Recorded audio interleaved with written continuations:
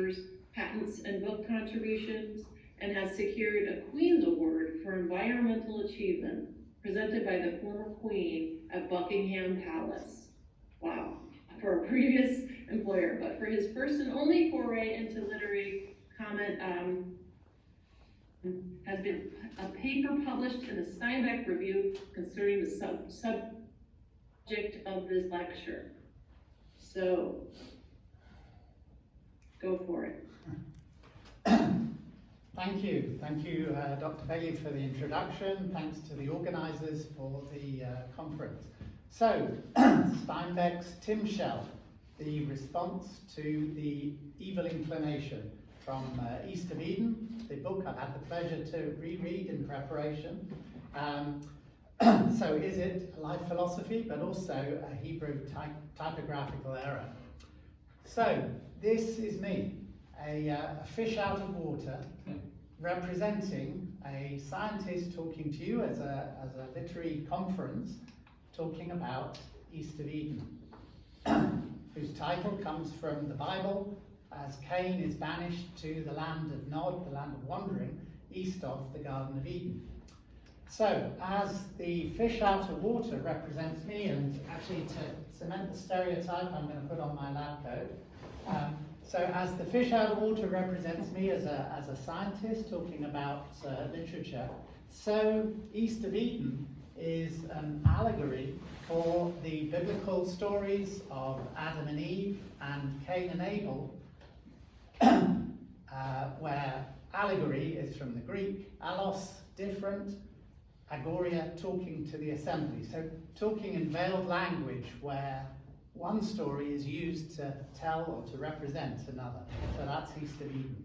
So why my interest? How do I come to be talking here? Well, I was introduced to Steinbeck at school in the UK, and developed a real love of Steinbeck books, read as many as I could get my hands on.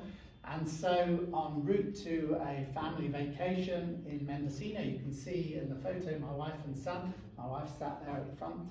An obvious pilgrimage destination was the National Steinbeck Centre, where I enjoyed the exhibition, and particularly the East of Eden exhibit, and actually bought the book then to read on vacation in Mendocino, little realising that Mendocino was also where the 1955 movie East of Eden was filmed, so that was an interesting connection. So, what was the interest? Well, part of it was the principles of East of Eden, and the box that Steinbeck carved to convey the manuscript of East of Eden to his publisher, Pat Cavici. The exhibit explained, and then reading the book as well, that the Hebrew word at the bottom was Timshel, and so that was a little confusing, because if you look at the original Hebrew shown here, you can see a little bit of difference. The letters in Hebrew are the consonants. The vowels are dots and dashes in between the letters, and Hebrew reads from right to left. And you can see there is a little vowel sign under this third letter, which is the sh, the letter shin, which is not present in the box. So I corresponded with Herb Behrens, the former archivist at NSC, who was extremely helpful. And he explained that actually the box in NSC is just a replica. The original is unfortunately lost, but there's a photo of it in the journal of a novel that Steinbeck wrote about the writing of East of Eden. And if you compare the Hebrew word in the original box that Steinbeck actually carved with the replica, you can see actually there's a few corrections or a few changes in the replica. Perhaps a posthumous kindness to Steinbeck, because first of all, the offending, I didn't explain, the actual Hebrew, the other puzzle was the actual Hebrew. When you look at it in context, it should be pronounced, it should be read Timshel, whereas Steinbeck interpreted it as Timshel.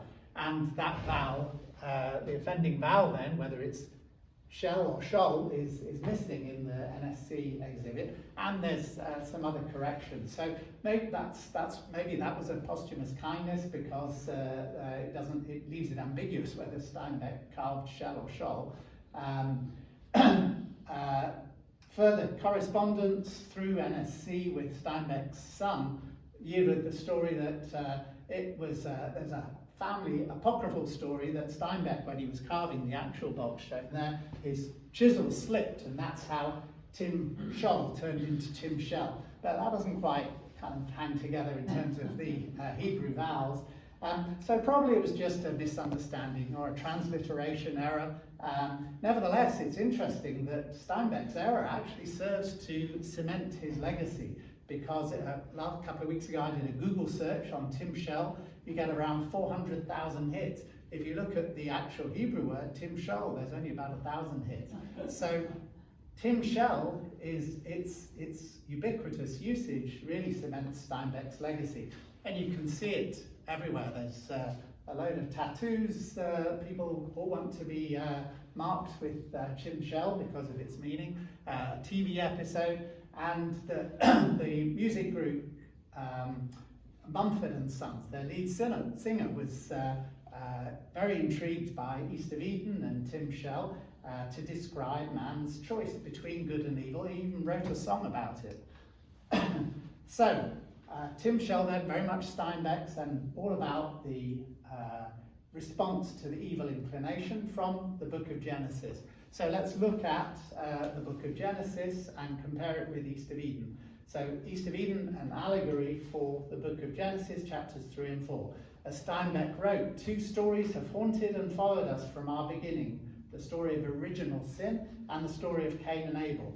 And later, in the words of Lee in East of Eden, this is the best known story in the world because it is everybody's story. With rejection comes anger, with anger some kind of crime in revenge, and with the crime guilt, and there's the story of mankind. So, from the Bible, Adam and Eve disobeyed God. They ate from the tree of knowledge that they were forbidden to take from, and they were banished from the Garden of Eden. And they had their first two children were Cain, who grew food crops, and Abel, who was a shepherd of animals. And Cain and Abel brought sacrifices to God. Cain brought some of his fruits of the earth, some of his crops. Abel brought the best of his herd, and God, as you know, favoured Abel's offering, and Cain was not happy with that. He became jealous of the favour shown to Abel. So why was it, I question to the audience, why was it that Cain couldn't put together a good offering for God? The answer, Cain wasn't able. So from Steinbeck's rendition of the Bible from East of Eden, Cain was upset. His countenance fell. God said to Cain, if you do well, if you behave, you'll be accepted, everything will be okay. But if you don't behave, then sin lies at the door, and thou shalt rule over him. This was the early interpretation of the book of Genesis in East of Eden, in the words of Samuel Hamilton. But as you know, Cain was blinded by jealousy. He kills his brother. He was cursed with a lack of prosperity in the Bible. He was protected from attack by others with the mark of Cain, which rabbinical scholars have attributed as a letter of God's name on his forehead. And he was banished to the land of Nod, the land of wanderers, to the east of the Garden of Eden. So let's compare and contrast the family from the book of Genesis, Adam and Eve's family, and the Trask family, 3 generations in East of Eden. So, Steinbeck gives us a helpful clue. All the good characters, the innocent, analogous to Abel, are given names beginning with A, which I've coded in green, and all the bad characters, analogous to Cain, are given names beginning with C, which I've coded in red. So just quickly recap, I'm sure I'm speaking to those who know better than I. So Cyrus, the patriarch of the Trask family, he was a bad guy, name beginning with C. He lied about his past, he abused his family, abused his wife, and he had with subsequent wives he ended up killing his first wife effectively through venereal disease. Their first son, Adam, and then Charles. Charles, a bad character. He was jealous. He preferred Adam's gift of a puppy to their father Cyrus over a pearl-handled knife that he gave. So again, a parallel with Cain's jealousy. And he beat his brother Adam and tried to kill him. And he developed a head wound on his forehead. He had a rusty mark on his forehead. The epitome of evil in East of Eden, Kathy, she prostitutes herself, she kills her parents, she also has a forehead scar after she was attacked. She, on the eve of on the night after her wedding to Adam, she drugs Adam and sleeps with his brother Charles. She ends up shooting Adam after they've had kids, and she moves to a brothel. She poisons the owner. She is the epitome of evil. She has sons, Aaron and Caleb. Cal, again, they begin to see a bad character, ruthless and manipulative. He exploits local farmers. He's jealous because his and Aaron's father favours Aaron, and his gift of money to try and salvage his father's business enterprise is not favoured. And he seeks to destroy his brother Aaron. They were told that their mother Kathy had died, but Cal learns that, the kids learn actually that their mother is working in a brothel, and Cal seeks to destroy Aaron, showing him their mother working in a brothel. Aaron is distraught. He enlists to the army, he joins the army, and he's killed in World War I. Adam is a kind and caring man. He's devastated that his son has died. He suffers a stroke. He learns that Cal was responsible, but then by the end he forgives Cal with the word Timshel, that you can resist the urge to evil. You're not intrinsically evil. So Timshel then, a recurring theme in East of Eden. Steinbeck, at least through his writing in East of Eden, was intrigued by different translations of the Bible. Some English translations of the Bible say that you shall overcome the evil inclination. Others say you must. But there were different translations, and some say you can rule over sin. So Steinbeck consulted with a Jewish scholar, Rabbi Ginsburg, a Talmud scholar and a conservative rabbi, and he learned that the translation of the original Hebrew version of the Bible actually had Timshel translated as "you may overcome the urge for evil." So Steinbeck was really captivated by that, as showing that we have choice in the face of evil. It's our choice whether to resist or accommodate the inclination to evil. And different characters throughout East of Eden manifest that through different challenges, different circumstances, whether nature or nurture. No matter the origins, though, of the evil inclination, whether nature or nurture, they may be overcome, and that's Timshel. So, what are the motivators of evil behaviour? Is it nature? Is it nurture? Steinbeck presents both arguments. Talking about Kathy, he describes, can there not be psychic monsters born, a twisted gene that, in Kathy's case, drove evil behaviour? And in dialogue between Adam Trask and Samuel Hamilton, later in the book, Adam says, I would like to know what kind of blood is in my boys, worrying that they've inherited their mother's evil inclination. When they grow up, won't I be looking for something in them? And Samuel replies, that was an argument of nature, that their blood is giving them evil. And Samuel urges sensitive response with, it's not their blood, but your suspicion might build evil in them. So more of a nurture argument. And when man finds good or bad in his children, he's only seeing what he planted in them after they cleared the womb. So again, an argument of nurture. So a couple of slides on what does research show. Is it nature or is it nurture that encourages evil inclination? So there was a Dutch family in the 1990s who were very perturbed. The women of that family were perturbed because all the men in the family behaved very badly. And they called in a Dutch geneticist who found a monoamine oxidase encoding gene common to all the bad men in the family on their X chromosome. And that became dubbed as the warrior gene. And there are lots of research on that and other genes that correlate with bad behaviour. In fact, an Italian court granted clemency to a convicted murderer because he carried that warrior gene.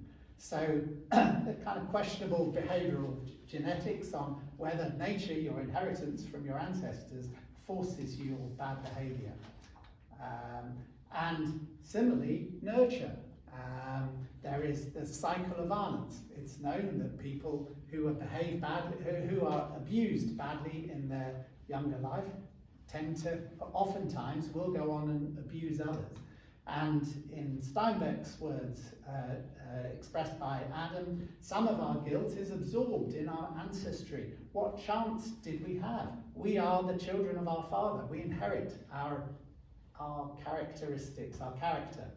And even from the Bible, it says, I, the Lord your God, am a jealous God, visiting the iniquity of the fathers upon the sons, and even through to the third and fourth generation. Pretty damning inheritance to receive. But so is it inevitable through our nature and nurture? Are we destined to sin? Or do we have that choice that Steinbeck was looking to see in East of Eden? Well, the good news from research is actually there is choice. The so-called warrior gene actually is pretty common. There's about 40% of people who carry it, and most of those are not sociopaths. Similarly, from a nurture point of view, 41% of forensic psychotherapy patients who had been abused did not go on and abuse. So nature and nurture are influences on us, but we, as Steinbeck portrayed in East of Eden, we have the opportunity how we respond to the evil inclination, how we behave, and that is Timshel. So a couple of slides on Jewish teaching as Steinbeck had sought advice from rabbis on the Hebrew Bible as the foundation for this concept. And so in Talmud, in Jewish law, it says when a new life is formed, there is no predetermination of whether that new life will be wicked or righteous. There is that's a path that's selected by each individual according to his or her own free choice. So that is Jewish teaching that of Timshel. And that from the Bible, that the power of choice is vested within us because we were created in the image of God, and two different perspectives on what the image of God is.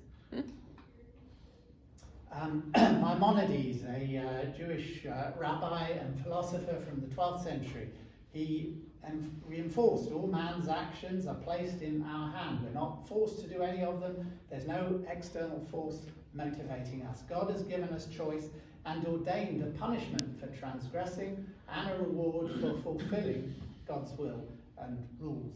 And as it says in the Bible, I've set before you life or death, blessing or curse. Choose life. It's our responsibility to choose good behaviour. And also from Maimonides that people are born with different natures. However, to be righteous, even the most refined, the most good person must still make an effort to elevate him or herself further. Similarly, even the most coarse is not predestined to sin, but rather has the potential to rise above his or her natural inclination.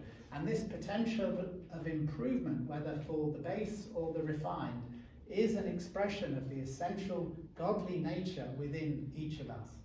So Judaism holds us accountable for our deeds, but also our words and even our thoughts. We're accountable for fulfilling the obligations in the Bible, our deeds, we're also accountable for what we say. There's laws against what's called lashon hara, which literally is translated as the evil tongue. You cannot tell falsehoods about others.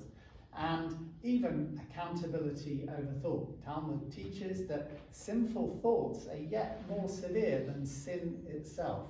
And again, from the Bible, you shall love God with all thy heart, which really refers to your thinking, and with all your soul and with all your might. So Jewish teaching, building on that, teaches that within us there is a good inclination and a bad inclination, battling it out within us.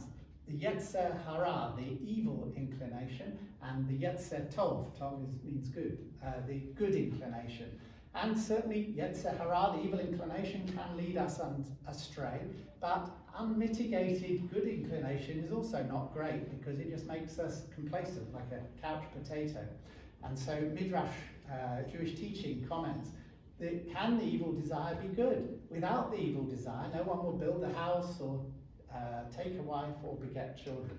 So there is this battle of forces within us, which Steinbeck recognises with a couple of quotes here. He says, Tom Hamilton's cowardice was as huge as his courage, so two opposing forces, as it must be in great men. His violence balanced his tenderness, and himself was a pitted battlefield of his own forces, this battle within each of us of good and evil.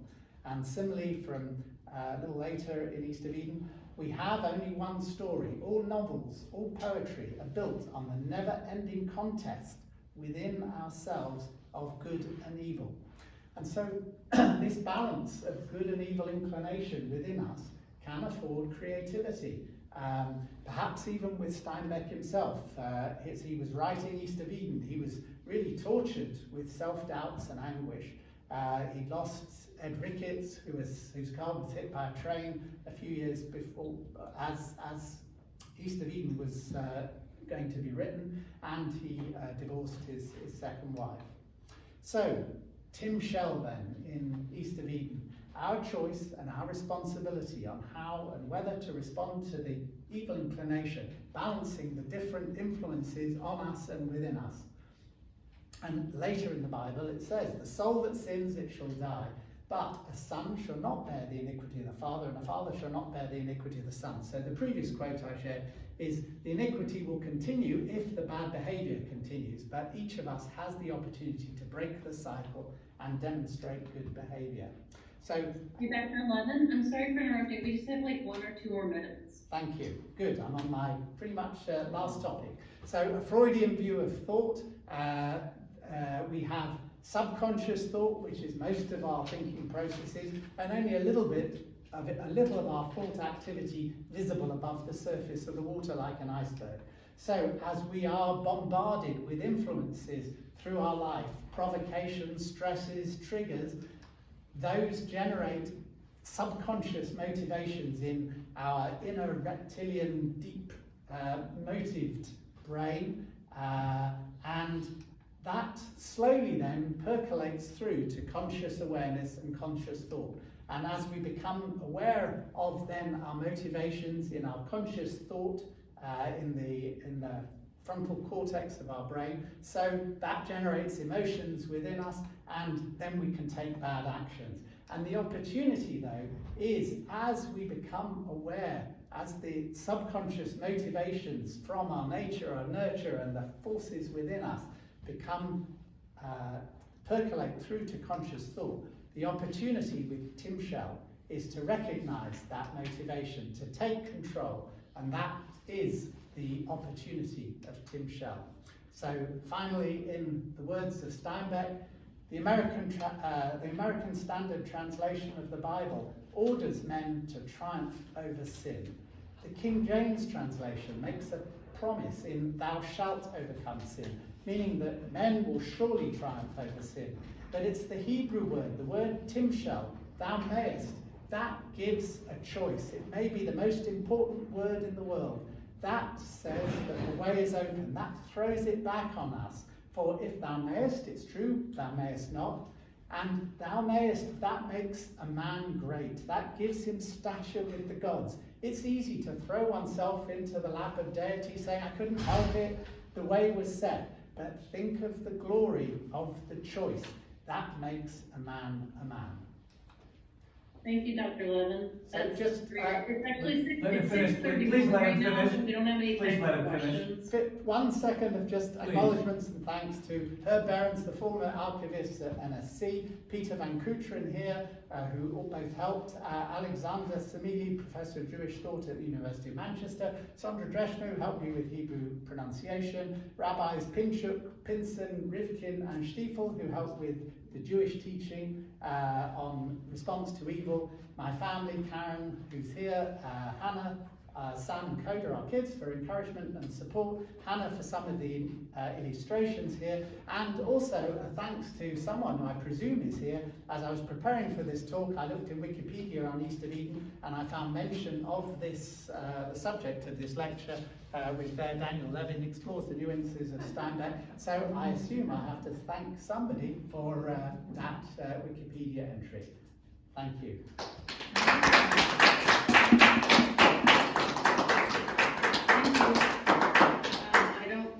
I don't know if anybody's still in the room. Or like, is someone, are people still there? I can't see. Yes. Yeah. So I didn't know if anybody has questions or if everybody's ready for dinner or lunch or what time is there?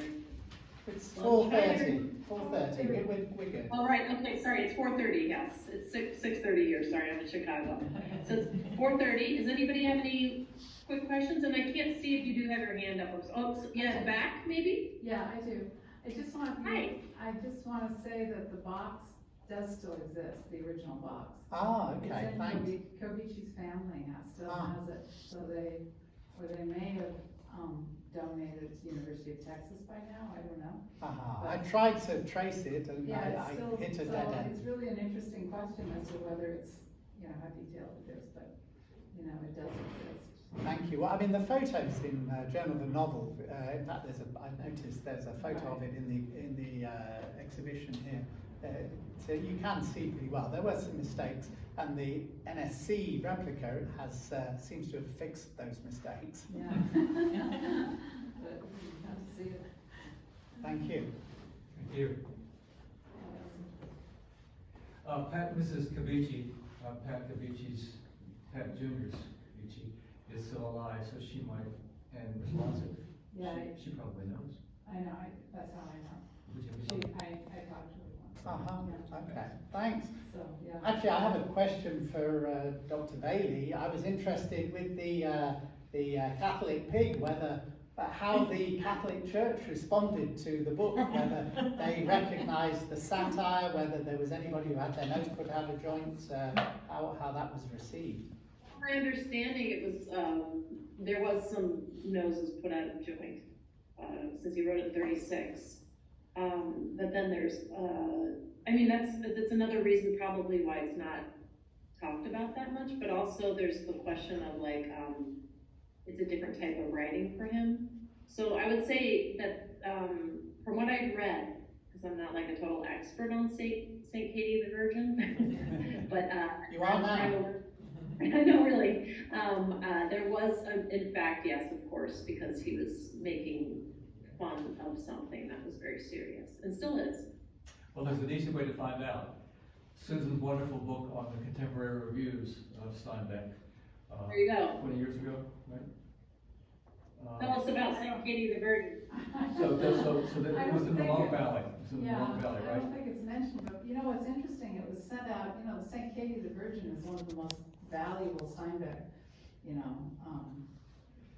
sort of ephemeral items. It sells for, I don't know how much now, but it was sent out. Yeah, and he only had like 133 of them or something like Yeah. that published for a Christmas It's edition, curious so that that's it's what that's what you want for Christmas. Yeah, exactly. It's a Christmas present, like from his editor. Yeah, So his editor. The story of a virgin pig, yeah. I mean, I know Steinbeck liked it, but I guess Pat Covici, he's the one who sent it out. So I don't know how it would strike people to get this as a Christmas present. Well, now Yeah, we'll be very happy. Yeah. Oh, here's my saintly pig. Well, as for the reviews, if you, as I've done, I don't know how many of you, if they have looked at all of the reviews in that wonderful anthology, the contemporary, what's the title? Contemporary reviews, I think. Who published it? Cambridge, I Cambridge. There are two strains of religious denominational, denominational angles consistently on Steinbeck work, almost from the mid-30s, certainly from the time of Christ and Man to the very end. And these are the Catholic and the Christian Science. If you look at the Christian Science Monitor, over time, you get a much more forgiving and frankly intelligent, literary, philosophical response. The Catholics can be quite nasty about it, but that happened later, so I'm going to check to see if any of the reviews that you excerpted of the Long Valley, which is where it appeared, right? The Long Valley? Well, let me just give a plug for San Jose State, because actually somebody donated to the center the whole archive of every review as a clipping service. So unfortunately, they threw those away, but they were Xeroxed.